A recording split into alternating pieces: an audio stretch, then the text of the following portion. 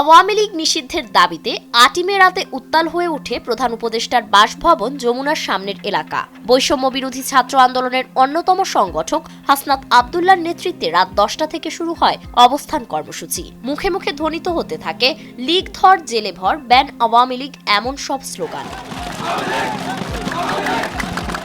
ছাত্র জনতার ভাষ্য অনুযায়ী অন্তর্বর্তী সরকারের প্রধান দায়িত্বই ছিল আওয়ামী লীগকে নিষিদ্ধ ঘোষণা করা, কিন্তু সেই প্রক্রিয়ায় কোনো সুস্পষ্ট রূপরেখা না থাকায় ক্ষোভে ফেটে পড়েন তারা।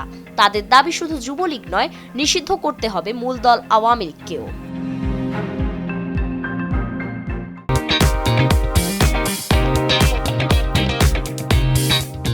রাজনৈতিক অঙ্গনে নতুন করে উত্তেজনা ছড়ায় যখন সাবেক রাষ্ট্রপতি আব্দুল হামিদের দেশত্যাগের খবর প্রকাশ হয়। টানা ২ মেয়াদে ক্ষমতায় থেকে দায়িত্ব পালনের পর তার নীরব প্রস্থানে উঠেছে নানান প্রশ্ন। ফ্যাসিস্ট আওয়ামী লীগের নেতারা একের পর এক জামিনে মুক্তি পাচ্ছেন, দেশ ছাড়ছেন, এমনকি কেউ কেউ ফির সক্রিয় রাজনীতিতে ফিরতেও চাইছেন। এসবের পেছনে উপদেষ্টাদের ভূমিকা রয়েছে বলে দাবি করেছেন ছাত্র জনতা। এসব কিছুর মধ্যে ক্রীড়া উপদেষ্টা আসিফ মাহমুদ ৭ই মে রাতে এক ফেসবুক পোস্টে বলেন, আওয়ামী লীগ ও স্বেচ্ছাসেবক লীগ নিষিদ্ধের চূড়ান্ত প্রস্তুতি চলছে, যদিও তিনি এটিকে আনুষ্ঠানিকতার বিষয় বলে উল্লেখ করেন। আন্দোলনকারীরা বলছেন এসব কূটনৈতিক কৌশলে আস্থা নেই, তারা সরাসরি নিষিদ্ধ ঘোষণা চান।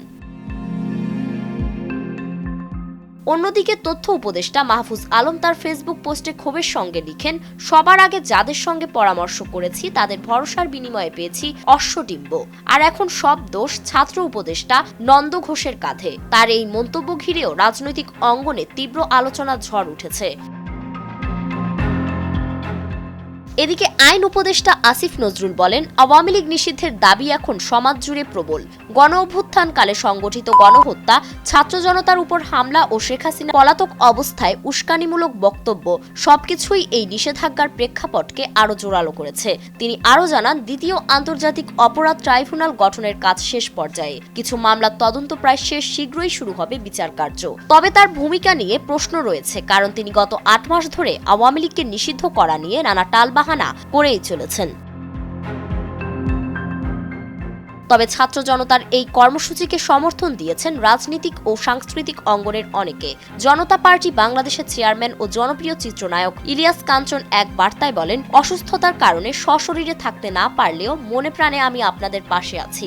বাংলাদেশ জামাতে ইসলামী ঢাকা মহানগর দক্ষিণের সেক্রেটারি ডক্টর শফিকুল ইসলাম মাসুদ সরাসরি মন্তব্য করে বলেন, যে ছাত্র জনতা অন্তর্বর্তী সরকারকে ক্ষমতায় বসিয়েছে, সেই ছাত্র জনতাই আজ আওয়ামী লীগ নিষিদ্ধের দাবি তুলেছে। তাই আজ দুপুরের আগেই সব রাজনৈতিক দলকে নিয়ে আওয়ামী লীগকে নিষিদ্ধ ঘোষণা করতে হবে। ফারিন রহমান প্রীতি, নয়া দিগন্ত।